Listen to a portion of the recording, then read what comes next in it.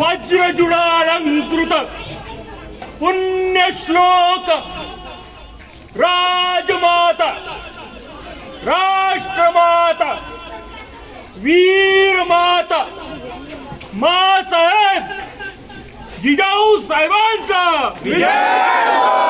जिजाऊ साहेबांचा जिजाऊ साहेबांचा महाराज जय गणपती गजपती अश्वपती भूपती सुवर्णरत्न श्रीपती अष्टावधान जागृत अष्टप्रधान वैष्णित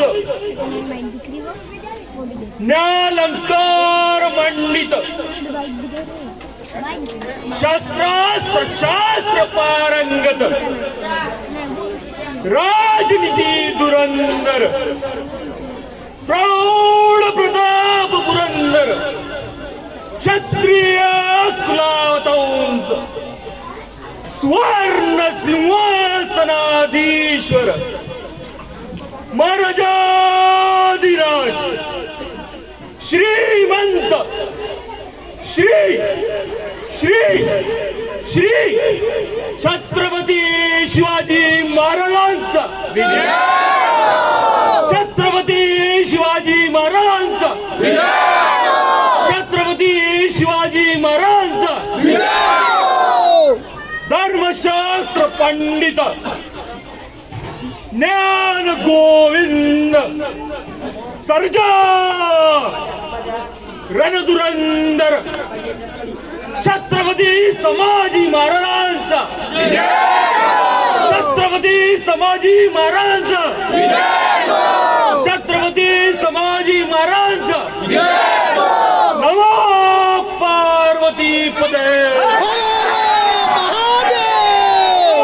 पार्वती पदे पार्वती पदे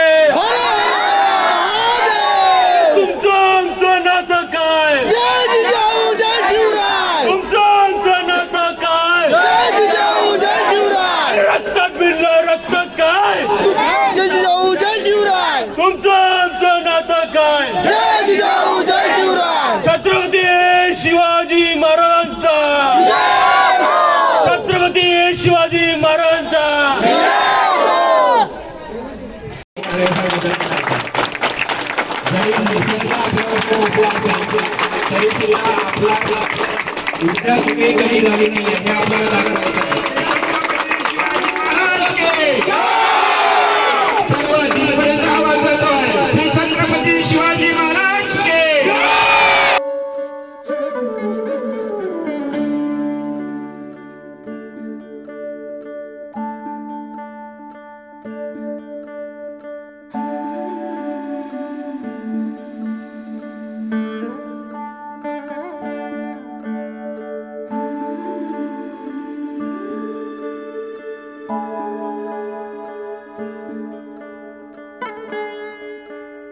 दिला खंबीरपणे उभे होते मग ते व्हॉलंटिअरचं काम असो सांस्कृतिक कार्यक्रम असो किंवा इतर कुठलीही मदत जेव्हा आपण त्यांना मागितली ती न मागताच त्यांनी आपल्याला सहजपणे निसर्ग कोपला असेल तरी तुमच्यामधली ऊर्जा कमी व्हायला नको आहे कारण आज आपल्याला निसर्गाला सुद्धा हरवायचं आहे तयार आहात श्री छत्रपती शिवाजी महाराज के आवाज कमी पडलोय श्री छत्रपती शिवाजी महाराज के धन्यवाद त्यानंतर आपण ज्या विविध स्पर्धा आयोजित केलेल्या आहेत त्या स्पर्धेमध्ये सर्वात पहिली स्पर्धा 13 तारखेला आपण आयोजित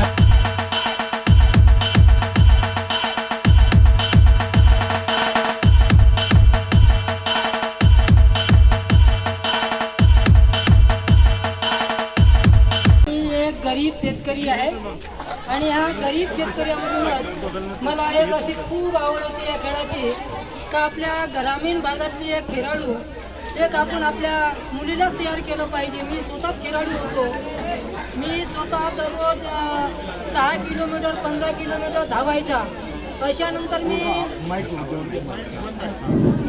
मी असा एक निश्चय धरला की आपल्या मुलांना काहीतरी आपल्या या गावासाठी म्हणा किंवा जिल्ह्यात म्हणा काहीतरी नाव कमवलं पाहिजे याची एक भावनात्मक मी निर्माण केलं आणि आपल्या मुलांना दररोज धावायला होतो. मग काय झालं, मी धावता माझ्या पत्नीला तसा एक शौक लागला की तिला असं वाटलं की आता मी दररोज धावायला न्यायचं आपल्या पत्नीला. मग तिला असं वाटलं का मी आता तिच्या मग ते रायपूर नाशिक नागपूर खेळायला जायची. मग तिच्या मनामध्ये आलं की मला कसं बाळ माझ्या गड्यामध्ये पडते बा. मग तिनं मी सोडलं, मी तर मागे हात होतो पण माझ्या पत्नीला जिद्द आली. तिनं असं जिद्द धरले की आपल्या मुलीला काहीतरी बनवलं पाहिजे. हा एक सर्वात मोठा वाटा म्हणजे तिच्या आईचा आहे. तिच्या आईनं जसं केलं की आपल्या मुलीला काहीतरी तिनं आईनं त्या मुलीला घडवलं आहे. सर्वात वाटा म्हणजे तिच्या आईचाच बनला आहे. मी मागं राहिलो आहे.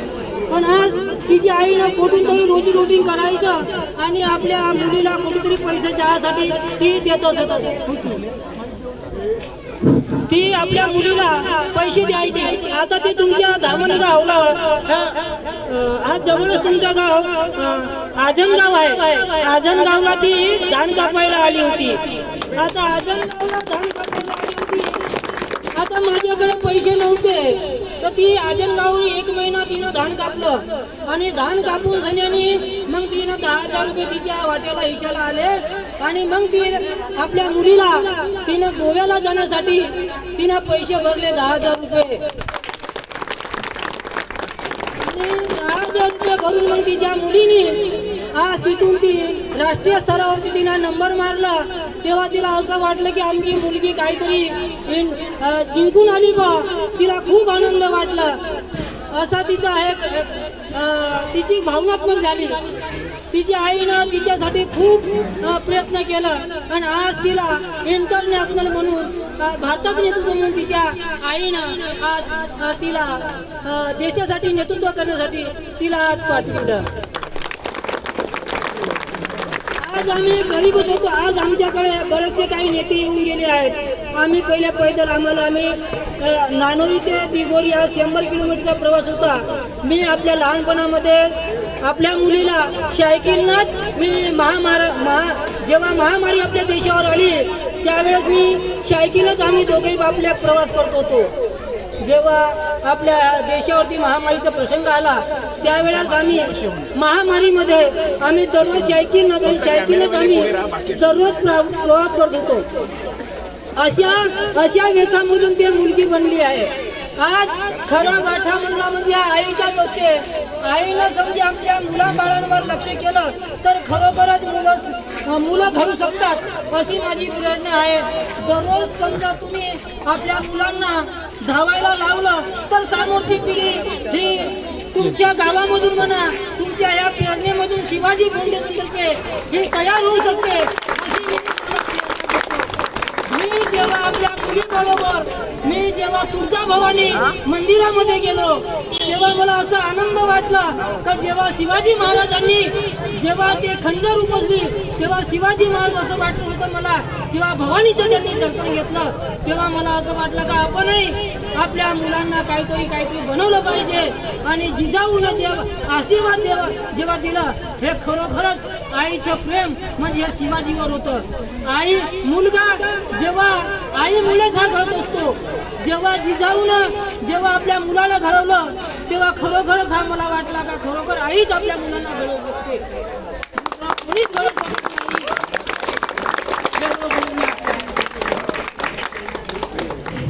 धन्यवाद सर. खूप खडतर प्रवास. सर्वांना आतुरता आहे की कोणत्या गावचे आहेत, त्यांचं गाव तालुका सर्व कुठचे आहेत आहे. आजच्या कार्यक्रमाचे प्रमुख पाहुणे यांना विनंती करतो की त्यांना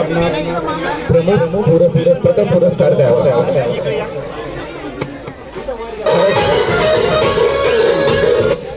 खरंच खूप खडतर प्रवास आहे. ही गोष्ट थोडंसं आपल्या परिवारातली आहे असं समजून बघा की आपल्या देशातला मुलगा आपल्या घरचा एक मुलगा जेव्हा बाहेर देशात खेळायला जाईल आणि आपण जेव्हा त्याला टीव्ही वरती बघू तर ती आपल्यासाठी किती कौतुकाची बाब असेल. आणि सर्वात महत्वाचं की त्या मुलीची आई आपल्या गावच्या साईडला धामणगावला रोजीने यायची आणि तिथनं जे पैसे तिला मिळाले त्या पैशामधनं तिनं मुलीची जी आवड होती, जी जिद्द होती, तिला पूर्ण केली. माती नाही की मी आपल्यासारख्या होतकरू आणि अष्टपैलू व्यक्तिमत्वांना मार्गदर्शन करावं. मी या विभूती समक्ष एक मात्र कणभर या शिवरायाचा दिवा आहे. अवघ्या हिंदुस्थानाचे आराध्य दैवत श्रीमंत योगी श्री छत्रपती शिवाजी महाराज ज्या शिवरायांना घडविला त्या राजमाता जिजाऊ या मातीतल्या माणसाला जगावं कसं ते शिकवलं शिवाजी महाराजांनी. आणि या मातीतल्या माणसाला लढावं कसं हे शिकवणारे छत्रपती संभाजी महाराज यांना त्रिवार यांच्या पावन स्मृतींना मी अभिवादन करतो, मानाचा मुजरा करतो. शिवरायांनी दिलेला तलवारीचा वार आहे, माझ्या महात्मा फुल्यांनी दिलेला ज्ञानाचा प्रसार आहे, शाहू महाराजांनी दिलेला आखाड्यातला डाव आहे, माझ्या भीमरायाने स्वातंत्र्य समता बंधुता रुजविला भाव आहे. या सर्व पावन विभूतींना मी पुन्हा एकदा त्यांच्या समक्ष नतमस्तक होतो. या ठिकाणी शिवबराजे फाउंडेशन यांच्या वतीने दरवर्षी शिवजयंती, साप्ताहिक शिवजयंती आयोजित केल्या जाते. पण आज निसर्गाचा वक्रदृष्टी निसर्गाची आपल्या या परिसरावर झाली आहे. परंतु ना झुकेंगे हम ना रुकेंगे हम, मी उतणार नाही, मातणार नाही आणि घेतला वसा टाकणार नाही, याची प्रचिती या कोराड गावामध्ये मला झालेली आहे. माझ्या तरुण मित्रांनी या निसर्गावर देखील मात करून या राजाची शिवजयंतीचा समारोपीय कार्यक्रम आज या ठिकाणी छोटे कानी का होईना परंतु अवघ्या 5 ते 10 मिनिटाच्या काळामध्ये आयोजित केला आहे. मला तर असं वाटते रतन भाऊ, निसर्गाचा कोप कदाचित यासाठी झाला आहे कारण मी मागच्या वर्षी आलो होतो. मी आल्या बघितलं की या ठिकाणी कुठंच काही कार्यक्रमाचं काही असं मला दिसलं नाही. मी म्हटलं निसर्गा एवढं कोपला का? सारे आमचे म्हणजे तू ते जे असते बांबू वगैरे सर्व आमच्या पेंडाल सहित तू निसर्ग आमच्यावर कोपला. परंतु नंतर माहीत झालं की कुठंतरी मागे या वर्षी व्यवस्था केली आहे आणि दरवर्षी आपण या ठिकाणी करतो ना. बजरंगबलीने असा गदा मारला कदाचित या राजाचं स्थान माझ्या समोर आहे, तुम्ही माग का घेऊन गेले? कदाचित या बजरंगबलीचा हा वार असू शकतो, परंतु ते संकट मोचक आहे, संकट मोचक आहे. त्यांनी पुन्हा आपल्याला सावरण्याची संधी दिली आणि पुन्हा निसर्गाला थांबवलं की थांब, जगात कीर्तिशाली वैभवशाली माझ्या राजाची जयंती आली आणि निसर्गाला बजरंगबलीने थांबवला. या राजाविषयी गेल्या 7 दिवसापासून आपण ऐकत आल्यात. या राजाची महती सांगण्या इतपत नीत ज्ञानी नाही, अनुभवी नाही, कारण शिवचरित्र समजण्याला शिवचरित्र वाचायला वर्ष लागतात. ऐसा राजा होणे नाही. गेले त्यावेळी कलमही नव्हता, कायदाही नव्हता. मी कोणा माहित आहे ना, वकील आहे ना. त्यावेळी कलमही नव्हता, कायदाही नव्हता, तरी सुखाने नांदत होती प्रजा, कारण सिंहासनावर बसला होता माझा शिव छत्रपती राजा.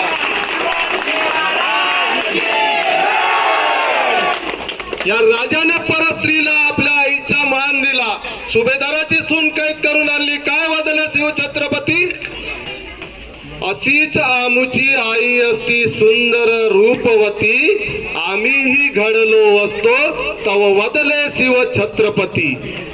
परत स्त्रीला आपल्या मायचा दर्जा देणारा आमचा राजा कुठे आणि आजचा राजा कुठे? महाराजांच्या अनेक मावळ्यांनी स्वराज्याच्या निर्मितीसाठी आपल्या प्राणाची आहुती दिली. प्राणपणाने लढले मावळे भरोसाच्या राजावर. बरोबर आहे ना? सुंदर स्वराज्य निर्माण केले तलवारीच्या धारेवर, रयतेसाठी वार झेलले आपल्या नितड्या छातीवर. प्राणपणाने लढले मावळे भरोसाच्या राजावर. माझ्या राजाचं माझ्या देवाचं नाव गाजते गड किल्ल्याच्या दगडावर.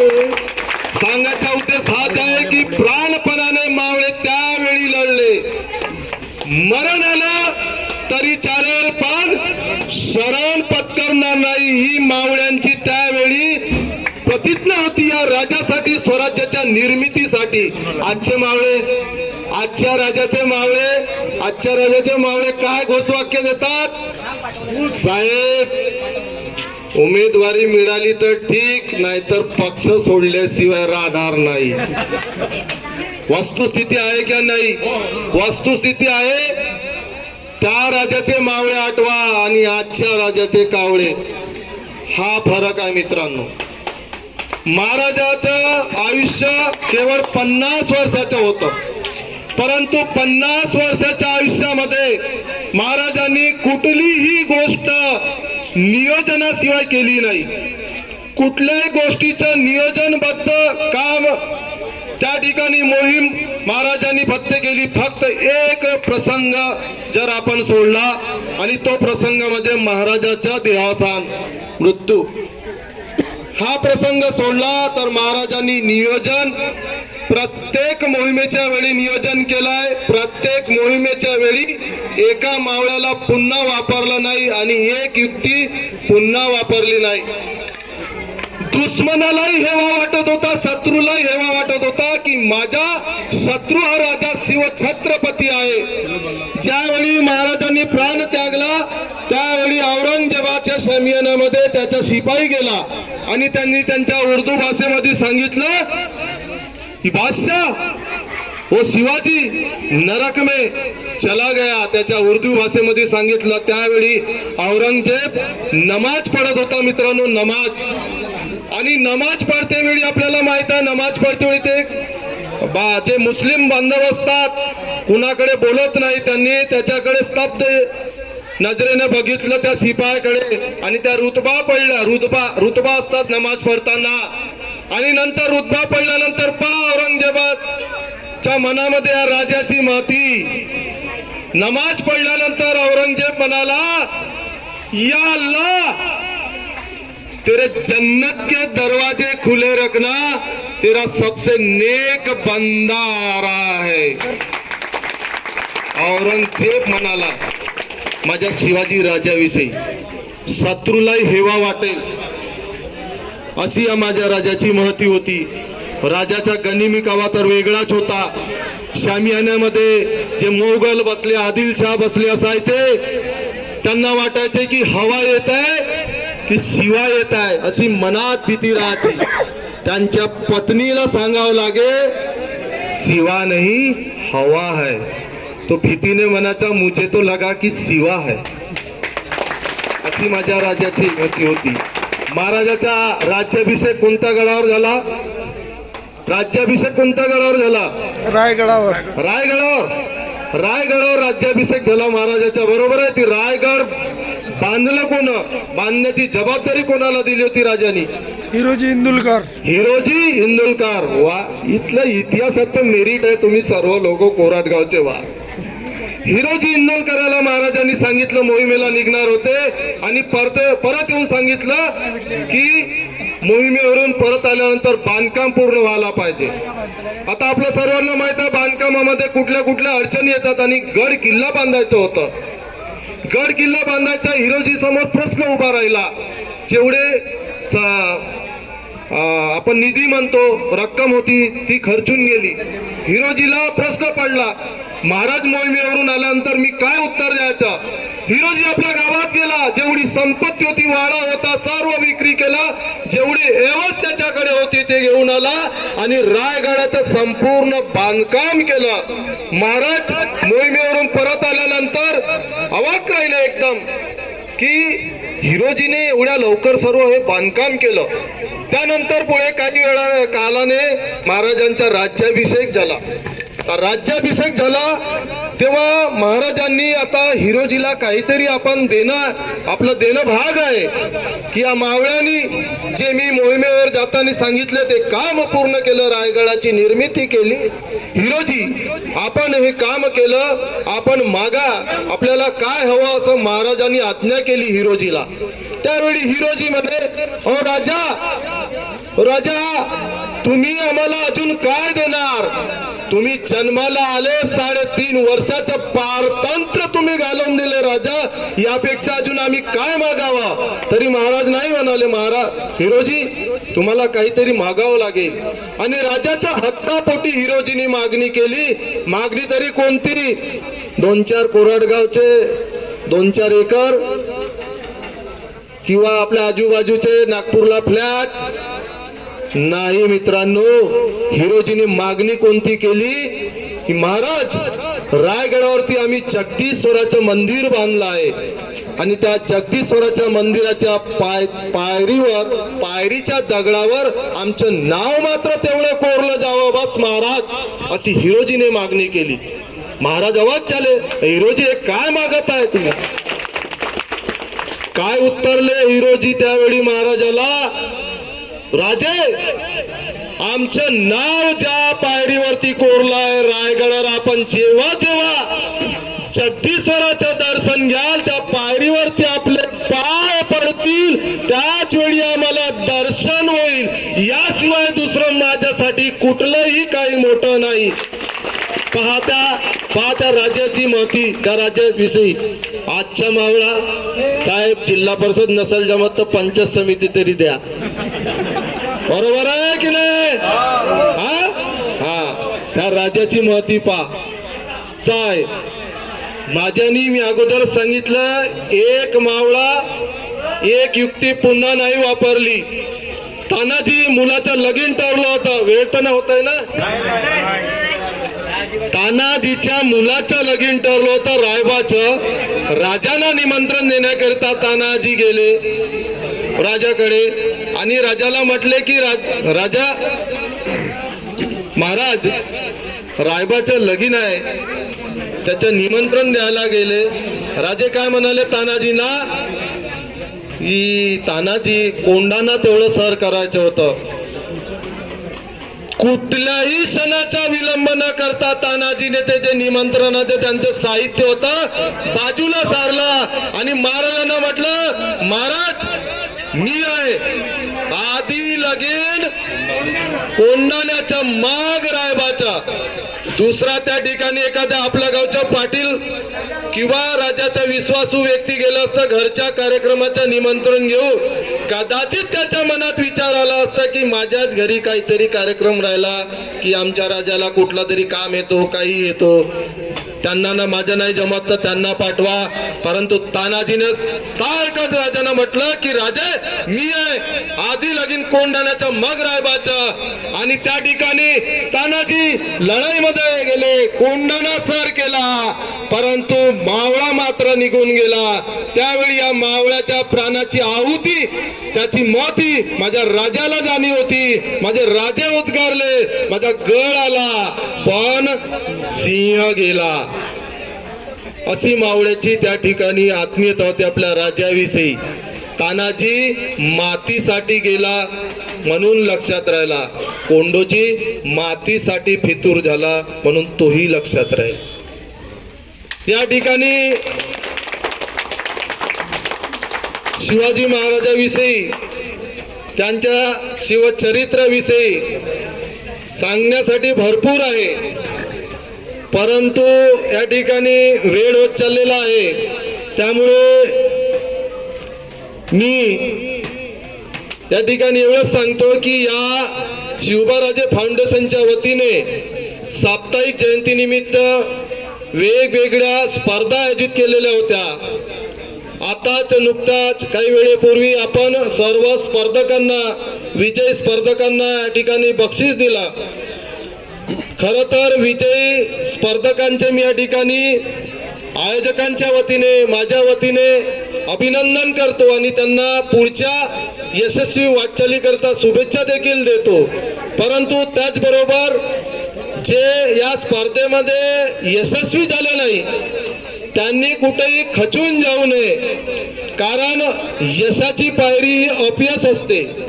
अपयश आले म्हणून क्या हार में क्या जीत में किंचित नहीं भयभीत में कर्तव्य पथ पर जो भी मिला ये भी सही, हार नहीं मानूंगा रार नहीं मारूंगा. तर सांगायचं हेच आहे की अपयशामधूनच, अपयशाच्या पोटातच यश लपलेलं असते. एक छोटासा प्रसंग सांगतो आपल्याला, जे या स्पर्धेमध्ये यशस्वी होऊ शकले नाही. MPSC ची तयारी केली एका विद्यार्थ्याने, पहिल्यांदा यशस्वी झाला नाही. मग चला आता पहिल्यांदा यशस्वी झालो नाही तर पुन्हा दुसऱ्याने जोमाने आपण अभ्यास करू, तयारी केली. परंतु थोड्या फरकाने पुन्हा यशस्वी होण्यास तो यशस्वी होऊ शकला नाही. आता मात्र तिसऱ्या वेळी त्याने ठरवलं की आता आपण MPSCच्या वाटेला जायचं नाही, आपण कुठं काही आता करू शकत नाही. आणि तो असा नैराश्य अवस्थेत चालत गेला, घनदाट जंगलामध्ये गेला की आता माझ्याने काही होणार नाही. मी खूप प्रयत्न केले आणि तो आता मी कुठंतरी आता आपले हे जीवन संपवून टाकायचे. त्यावेळी काय झालं की त्या घनदाट जंगलामध्ये नैराश्यामध्ये तो गेला. त्यावेळी एक सद्गृहस्थ त्या ठिकाणी त्याला दिसले आणि हा तरण्या वयाचा मुलगा हा या घनदाट जंगलात करतो काय. तर त्याची स्थिती पाहून त्या सद्गृहस्थाने त्याला विचारलं की का रे बाबा, इथे एवढ्या घनदाट जंगलात तू कुठे चालला. तर त्यांनी सांगितलं की मी आता माझ्या जीवन जगण्यामध्ये काही स्वारस्य राहिलं नाही. मी MPSC साठी खूप प्रयत्न केले, खूप जोमानं अभ्यास केला, परंतु मी यशस्वी होऊ शकलो नाही. आता मी माझं जीवन संपवण्याकरिता निघालोय. त्यावेळी त्या सद्गृहस्थाने सांगितलं, हे बघ, हे जे घनदाट जंगल आहे ना, या जंगलामध्ये मी काही वर्षापूर्वी 2 झाड लावले होते. 2 झाड, एक प्राजक्ताचा झाड माहित आहे ना आपल्या सर्वांना, आणि दुसरा बांबूचा. हे दोन्ही झाड एका वेळी लावले.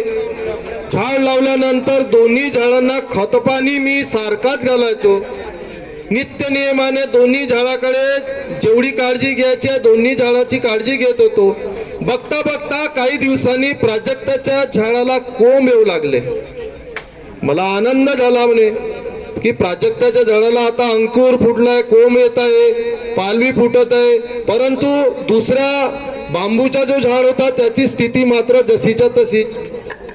पुन्हा काही वेळाने गेलं, 4-5 महिन्याने आता प्राजक्ताचं झाड आपल्या समय इतकं झालं समजा, त्याला चांगले आता पानं वगैरे येऊ लागले. परंतु बांबूच्या झाडामध्ये काही बदल दिसला नाही. त्यामुळे मी निराश झालो म्हणतो की आपण दोन्ही झाडांना सारखंच खतपाणी घालत आहोत, परंतु प्राजक्ताचं झाड वाढत आहे, बांबूचं झाड वाढत नाहीये.